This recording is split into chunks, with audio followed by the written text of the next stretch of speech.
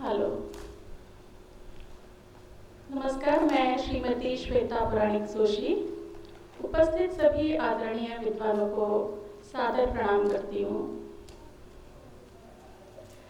आदरणीय मधु जी को आभार व्यक्त करती हूँ कि उन्होंने मुझे इस मंच पर उपस्थित होने का मौका दिया, क्योंकि वैसे तो मेरा विषय गायन है, ख्याल गायन विधा मेरा विषय है। और गायन करते समय एक राग हमारे पास होता है, स्वर होते हैं उसके, और उसको हम आकार के द्वारा व्यक्त करते हैं। राग की, भावों की व्यक्ति उससे होती है, तो शब्दों का बहुत कम उपयोग हमको करना पड़ता है। और गाने वाला और हमारे श्रोता सभी आंख बंद करके होते हैं और अपनी एक दुनिया हमारी चलती रहती है और उस पर जो है सब आनंदित होते हैं। आज वक्ता के रूप में यहाँ मुझे शब्दों का बहुत अधिक उपयोग करना है, इसलिए मैं सब चुनकर शब्द लाई हूँ और अपने पेपर पर उसको लिखा हुआ है। मधु जी ने आज मुझे विषय दिया है भारतीय रंगमंच की संगीत परंपरा एवं उपयोग के अंतर्गत, प्रयोग के अंतर्गत रंगमंच पर मराठी नाट्य संगीत। संगीत, नृत्य और नाटक, इन तीनों को मिलाकर निर्माण हुई संस्कृति अर्थात रंगमंच। मराठी नाट्य संगीत रंगमंच की ऐसी गायन विधा है जो भारतीय शास्त्रीय संगीत की देन है। कालिदास, भवभूति आदि प्राचीन नाट्याचार्यों के गद्य एवं पद्यात्मक नाटकों से ही मराठी नाटकों का आविष्कार हुआ है। फिर भी मराठी रंगमंच पर नाट्य संगीत का विकास और स्वरूप कुछ नवीनता लिए मोहक रूप में सामने आया। मराठी रंगमंच पर नाट्य संगीत का विकास और स्वरूप मोहक रूप लेके सामने आया है, और यही कारण है कि नाट्य विधा की परंपरा में मराठी नाटक सबसे अग्रणी समझे जाते हैं।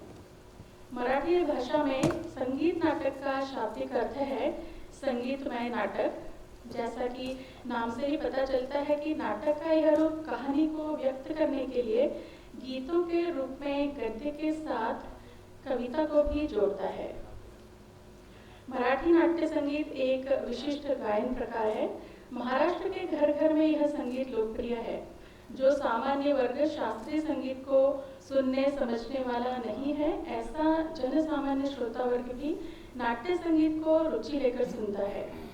मराठी नाट्य संगीत एक व्यापक विषय है। शुरुआत करते हैं थोड़े से मराठी थिएटर के इतिहास से।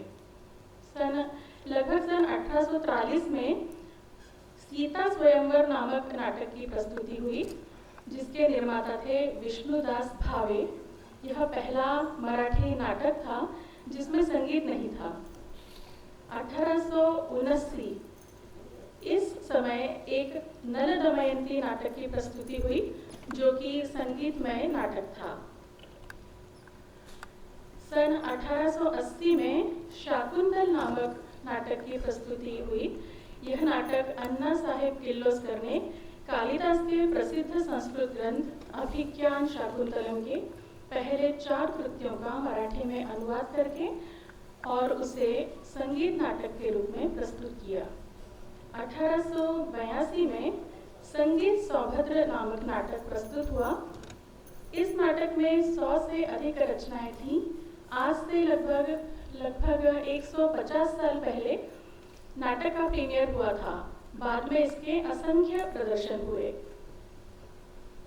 मराठी रंगमंच पर नाट्य संगीत की कुछ सुप्रसिद्ध कंपनियां और मंडलियां हुई, जिन्होंने कि नाट्य संगीत को जीवंत रखा, मराठी नाट्य संगीत को जीवंत रखा। इसमें सबसे पहला नाम है किर्लोस्कर नाटक मंडली का। इसका कार्यकाल था 1880 से 1935 तक का। अन्ना साहेब किर्लोस्कर सन 1913 में अन्ना साहेब किर्लोस्कर की मृत्यु के पश्चात गोविंद बल्लाल एवं श्रीपाद कृष्ण कोल्हटकर ने इस कंपनी को आगे बढ़ाया, और इस कंपनी में कई दिग्गज कलाकार जैसे बाल गंधर्व, गोविंद राव इत्यादि नौकरी पर थे। 1935 तक इस नाटक मंडली ने कई प्रदर्शन किए। उसके बाद दूसरी नाटक कंपनी थी गंधर्व नाटक मंडली, जो कि बहुत अधिक प्रसिद्ध थी। बाल गंधर्व इसके ओनर थे। मराठी संगीत नाटकों का जाना माना नाम है बाल गंधर्व। ये एक उत्कृष्ट गायक और अभिनेता थे। इसी प्रकार डोंगरे मंडली, वायकर मंडली और स्वदेशी हितचिंतक मंडली, ये मंडलियां भी सुप्रसिद्ध हैं। स्वदेशी हितचिंतक मंडली के आगे दो भाग हुए, जिसमें एक भाग था कला दर्शक मंडल और दूसरा भाग था बलवंत कला मंडल। तो बलवंत कला मंडल जो है मास्टर दीनानाथ मंगेशकर जी का मंडल था। अभी तक जो नाटक कंपनियों के नाम हमने जाने, उनमें किर्लोस्कर नाटक मंडली का योगदान अभूतपूर्व है, क्योंकि इन्होंने ही संगीत नाटक अर्थात नाट्य संगीत की स्थापना करके अनेक वर्षों तक सफल प्रदर्शन किए एवं एक इतिहास रचा। इसके बाद बाल गंधर्व नाटक मंडली बहुत प्रसिद्ध हुई। कहा जाता है कि बाल गंधर्व नाटक मंडली में फिल्म निर्देशक, सुप्रसिद्ध फिल्म निर्देशक वी शांताराम जी पर्दा खींचने का काम करते थे। भारत रत्न स्वर कोकिला लता मंगेशकर जी के पिताजी पंडित दीनानाथ मंगेशकर ने अपनी स्वतंत्र नाटक कंपनी स्थापित की, जिसका नाम उन्होंने बलवंत नाटक कंपनी रखा। इसका उल्लेख अभी हमने पहले किया था। पहले इन्होंने लोकमान्य तिलक जी से प्रभावित होकर लोकमान्य तिलक संगीत मंडली का नाम रखा था, लेकिन तिलक जी गरम दल के नेता थे, इसलिए कुछ कलाकारों की सर्वसम्मति से यह तय किया गया कि नाटक मंडली का नाम हटाकर बलवंत संगीत मंडली रखा जाए। इस नाटक कंपनी ने कई सुप्रसिद्ध नाटक किए, जैसे एकस प्याला, मान अपमान। आगे चलते हैं संगीत नाटकों के प्रायोगिक स्वरूप पर। रंगमंच पर अनेक विधाओं की प्रस्तुतियां होती हैं, जैसे लोक संगीत, शास्त्रीय गायन, भजन, फिल्म संगीत, परंतु इनमें से किसी भी विधा में रंगमंच की पूजा नहीं की जाती।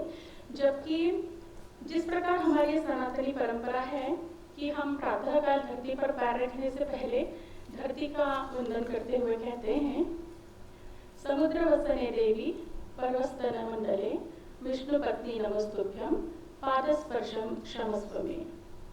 इसी भावना को मन में रखकर नाटक के कलाकार, रंगमंच के कलाकार पर्दे पर फूलमाला चढ़ाते हैं, रंगमंच की पूजा की जाती है।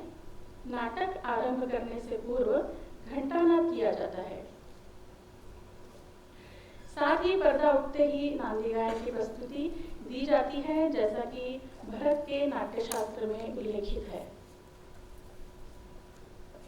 मराठी नाटकों में शुरुआत में भगवान नटराज की स्तुति की जाती थी, जिसे नांदी या मंगलाचरण कहते थे।